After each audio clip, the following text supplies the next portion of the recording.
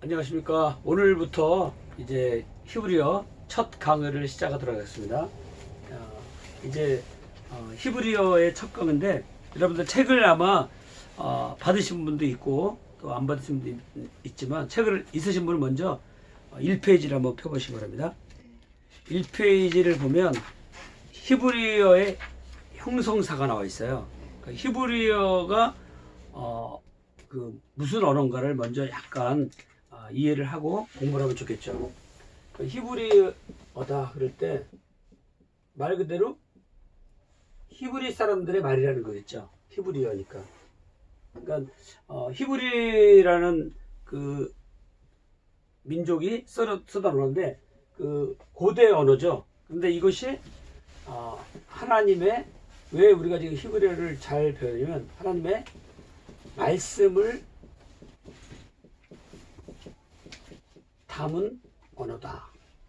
이것이 지금 이제 오늘 첫 시간에서 형성사에서 이거는 이제 보시면 돼요. 아카드어가 있고 아시리아가 있고 서북 세모족, 셈족 언어 중에 하나인데 그거는 참고로 보시면 되고, 중요한 거는 하나님의 말씀을 담은 언어다. 이 부분이 중요하죠. 하나님께서 구약 성경을 기록할 때 히브리어하고 아람어의 일부, 이건 일부예요. 아주 적은 한 4군데 정도의 아람어로 기록되어 있고 나머지 전체는 히브리어로 기록되어 있어요. 그래서 우리가 성경을 볼 때 지금까지 한글도 보고 NIV 영어 성경도 보고 많이 하셨지만 이제는 좀 원전 하나님의 말씀이 원어로 기록된 이 히브리어, 이것이 구약 성경이 되겠죠. 그 다음에 이제 신약은 그리스어가 되겠죠. 헬라어라고 하는 그리스어인데, 이렇게 세 가지 언어로 그 성경은 원어가 기록되어 있어요. 그래서 구약은 히브리어, 그 다음에 4군데 정도가 뭘로요? 아람어, 그 다음에 신약은 헬라어. 네. 그래서 지금 우리가 이번에 할 것은 일단 히브리어에 중점적으로 공부를 하고, 그 다음에 한 5개월 정도, 6개월 정도 지나면은 이제 아람어를 조금 다룰 수가 있을 거예요. 6개월, 그래서 6개월을 잡는데 6개월 동안에 히브리어의 전체적인 흐름을 좀 잡을 수 있고, 그 다음부터는 이제 아람어하고 비교해가면서 어떻게 틀린가 그걸 이해할 수 있어요. 그래서 오늘 첫 시간에 가장 중요한 것은 왜 우리가 히브리어를 배워야 하는가. 그것은 하나님의 말씀을 담은 언어라 이거죠. 그러니까 하나님께서 세계의 수많은 언어 중에 있는 언어들이 있지만 그 중에 히브리 사람을 선택한 것처럼, 히브리 사람 선택했으니까 거기 안에 뭐예요? 그 언어가 히브리 언어니까 언어도 선택한 거랑 마찬가지죠. 언어는 그 사상을 담고 있잖아요. 사상이나 감정 이런 것들을 다 담고 있잖아요. 문화까지도 다 담고 있잖아요. 그래서 이 언어를 공부하는 것은 단순히 문자적인 문법을 해석하고 그런 것으로 끝나는 것이 아니라 거기에 사상, 감정, 문화 이런 것들을 다 담고 있는 하나의 큰 그릇이에요. 이 그릇을 우리가 잘 준비해서 하나님의 말씀을 좀 더 세밀하게 받을 수 있는, 그래서 제가 서두에 말씀드린 것처럼 하나님의 말씀을 간직하고 나누는 이 부분이 중요해요. 그러니까 간직은 뭡니까? 받는 거죠. 하나님의 말씀을 받는다. 그러니까 원전으로 받고 그 다음에 전하는 거죠. 전하는 것. 그래서 여기까지가 지금 시대에 혼잡한 시대가 많잖아요.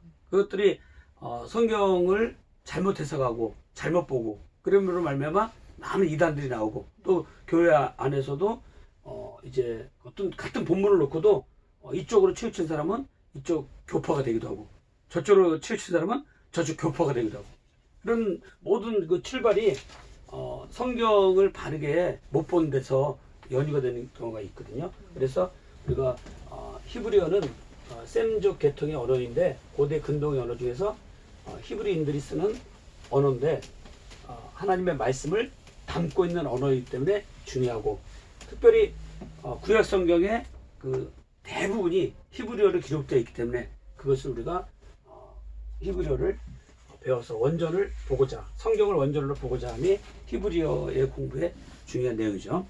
자, 그 다음에 이제 2페이지로 넘어가겠습니다. 여기 우리는 1시간 공부하기 때문에 굉장히 그 집약적인 공부죠. 집약적인 공부. 그래서 잘 따라 하셔야 돼요. 그래서 이 공부를 지금, 또 온라인으로 들으신 분도 그 한 주간 다음 그 영상 올라올 때까지 집에서 공부를 좀 해오셔야 되고, 또 직접 오프라인에서 들으신 분들도 직접 해보시고, 한 주간 그냥 다음 주 그냥 오시면 공부가 좀 안 돼 있죠.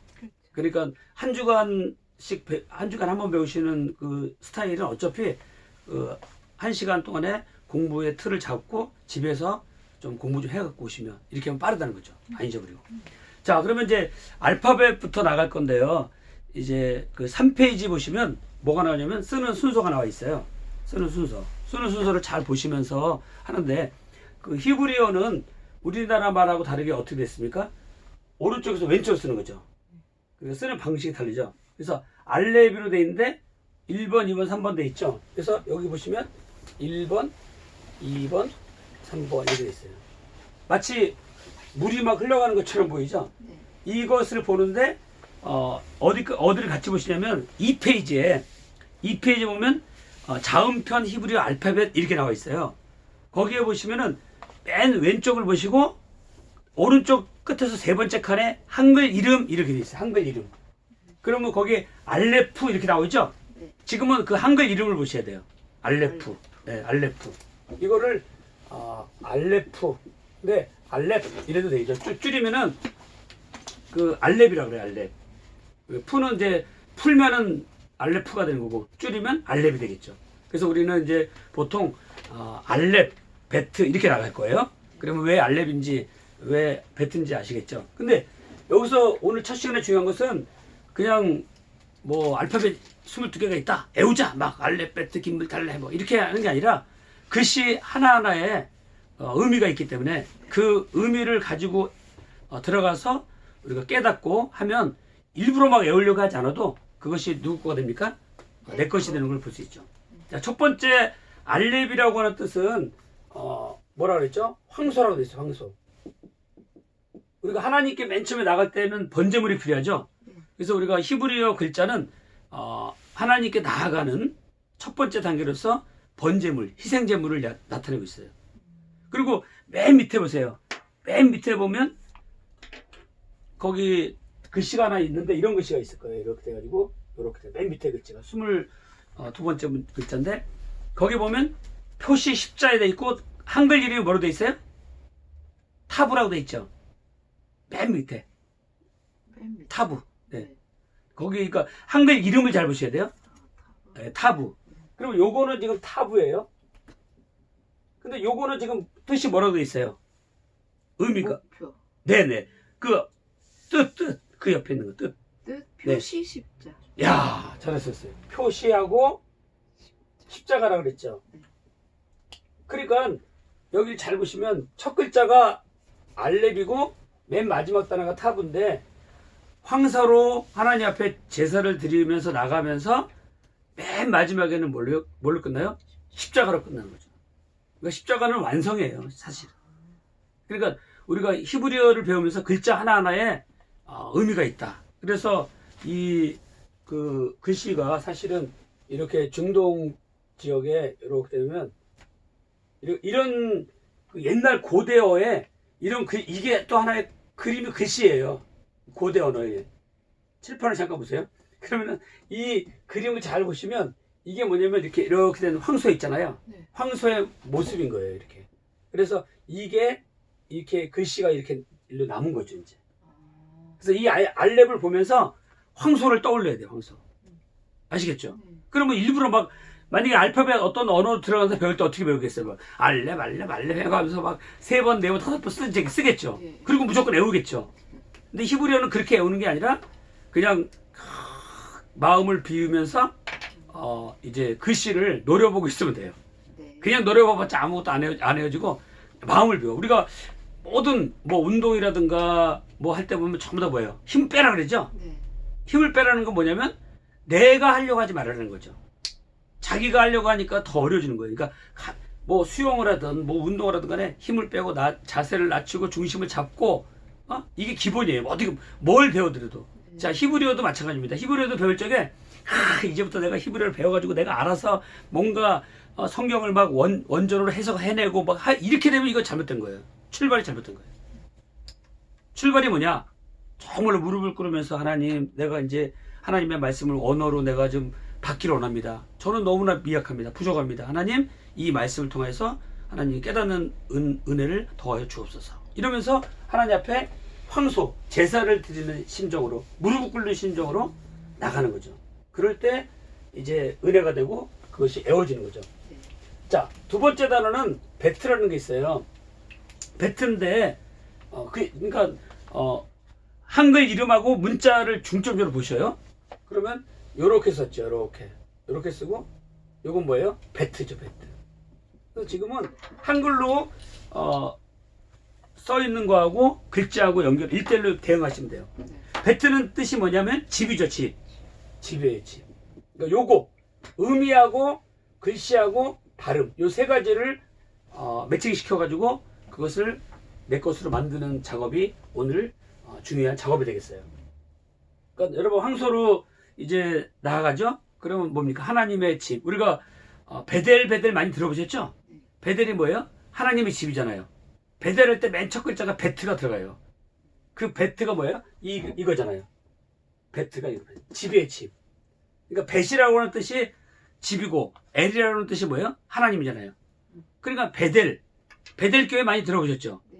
뜻이 뭐라고요? 하나님의 집. 아시겠죠? 그래서 이 베트는 집이다. 이렇게 집은 안정적이잖아요. 그래서 이렇게 해서 딱 해주니까 집이 안정되는 자세로 있는 거죠. 하나님을 모신 가정은 평안하고 안정되죠.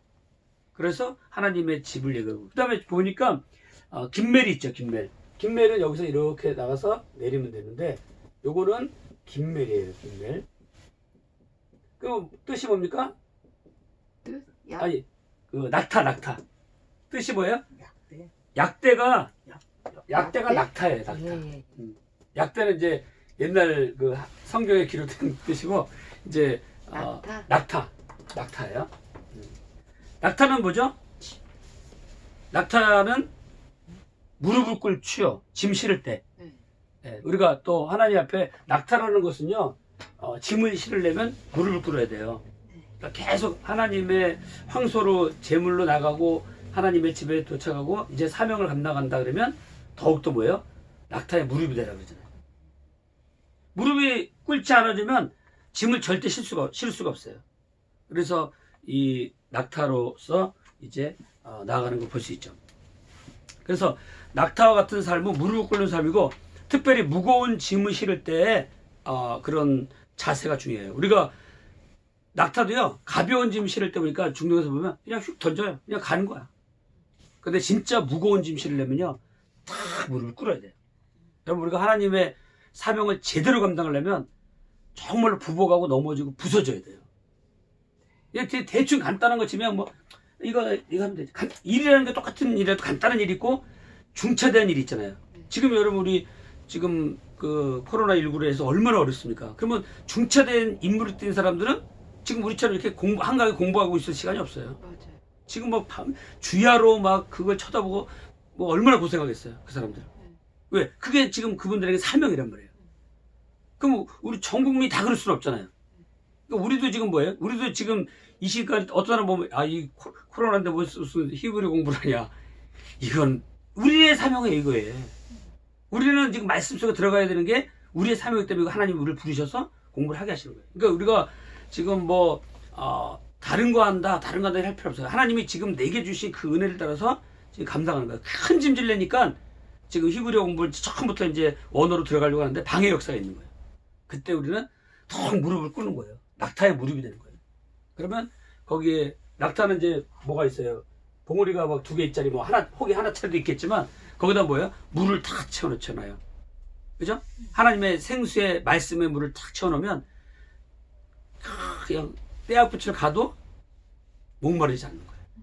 그러니까 준비되지 않으면 가다가 픽 쓰러져요. 그래서 우리가 히브리어를 왜 배우냐? 구약성경을 단순히 막 내가 뭐 좀 연구해서 그걸 막 캐내고 한글에서 이 사람들 이해하지 못하는 내가 막 원전을 내가 캐내고 이해한다 이런 게 아니라 더욱더 낮아지고 부서지는 거예요. 여러분 히브리어를 배울 때 제일 중요한 게 그겁니다. 이걸 내가 뭐 배워가지고 잘난 척하거나 내가 더 배움이 있다는 걸 보여주기가 절대 아니라 더욱더 낮아진 자세, 더욱더 부서지는 자세. 낙타와 같은 모습이 되지 않으면 갈 수 없어요. 낙타. 이 낙타와 같이 생겼죠? 글씨가. 네. 안 생겼어도 생겼다고 하세요. 그래야지 은혜가 됩니다. 꼭 공부 잘하는 사람은 그거 다 그렇다고 해. 근데 공부 못하는 사람은 계속 쳐다봐. 저기서 안 넘어가. 그 다음 글자로. 왜냐면 저 글씨가 낙타인가? 아닌가? 그러다가 시간 다 가는 거야. 그러니까 공부 잘하는 사람하고 못하는 사람은 종이한 차이죠. 그러니까 무조건 낙타가 생겼죠. 여러분. 네, 맞습니다. 그러고 지나가는 거예요. 그래서 우리가 말씀으로 채워서 걸어간다. 그 다음에 이제 뭐가 있습니까? 그 달래가 있죠. 달래. 달래는 이렇게 해서 기역자처럼 써요. 기역자처럼. 달렛이에요. 달렛. 달렛은 문이에요. 문. 통과하는 문이죠. 예수 그리스도의 문, 좁은 문, 생명의 문, 진리의 문이죠. 그러니까 사람들은 다 어디를 문을 좋아해요? 넓은 문을 좋아하죠. 많은 사람들이 가는 거잖아. 그러니까 우리가 지금 히브리어를 배우는 건 좁고도 좁은 문이에요. 누가 와요? 안 와요? 안 와요. 혼자서 앉아있는 거예요 지금. 근데 지금 멀리서 다행히 한 분이 오늘 영상을 좀 처음부터 공부하고 제주도에서 하시는데 여기 공부를 하고 싶다 그래서 영상을 찍는 것 뿐이에요. 그러니까 지금 우리 또 영상 찍어주신 분까지 합치면 지금 세 분이서 공부하시는 거나 마찬가지죠. 근데 이제 어떻습니까? 좁은 문은 사람이 많이 안 가요. 협착한 길이고 생명의 길이고 진리의 문이니까. 그렇지만 넓은 길은 많은 사람들이 가죠. 그걸 알으셔야 돼요. 그래서 좁은 길 갈 때에 대해서 두려워가 놀랄 필요 없어요. 좁은 길이 오히려 생명의 길이고 거기에 자부심이 있고 거기에 의의 면류관이 준비되어 있잖아요. 그리고 그거는 기쁨이 있는 거예요. 다른 사람이 알 수도 없는 기쁨. 그 문을 통과해야 돼요. 예수님도 다 양의 문이라 그러셨죠. 도둑은 넘어오잖아요. 근데 진짜 양의 문을 통과하잖아요. 그래서 우리는 이걸 보고 문자를 생각하셔야 돼요. 문. 근데 여기서 중요한 거는 달렛이라고 그랬죠. 달렛. 근데 이 달렛의 디귿자 있죠. 이거. 요 김멜의 기역자, 베티의 비읍자, 알렙의 이응자. 요거를 꼭 지금 생각하시면서 가셔야 돼요. 왜냐면 그게 첫 초성이 그 글씨의 발음이 되니까 그래요. 아시겠죠? 그래서 발음을 따로 외우는 게 아니라 요 글씨를 읽는 순간에 자음의 발음이 그대로 연결되는 거예요. 그래서 초성을 잘 보면서 가셔야 돼요. 그러니까 이거 이제 신학교 학생들도 많이 속는데 이렇게 써놓고 보면은 기역자 같이 생겼잖아요. 그러니까 기억으로 막 사람들이 읽으려고 그래. 이거를 읽을 때 어떻게 읽어야 돼요? 디귿자를 읽으셔야 돼요. 이게 달렛이니까 디귿자잖아요. 그러니까 쓰는 건 기역자처럼 보이니까. 그래서 이제 학생들한테 막 물어보면은 전부 다 막 기억으로 막 처음에 히브리어 배우신 분은 그럴 수 있겠죠. 그래서 우리가 거기에 속지 마시고 달렛은 디귿이다. 그 다음에 뭐가 있냐면 해가 있어요. 해는 뭔지 잘 보세요. 해는 이렇게 하고 요걸 내리는 거예요. 그러니까 요 부분이 뚫어져 있죠. 요게 뭐냐면 숨구멍이에요. 숨구멍. 이건 문이고. 그러니까 숨구멍은 뭐 얘기하는 거죠? 기도를 얘기하죠. 기도. 우리가 하나님과 나와의 호흡이죠. 호흡이죠. 네. 그래서 여기까지 하고 잠깐 끊었다가 하죠.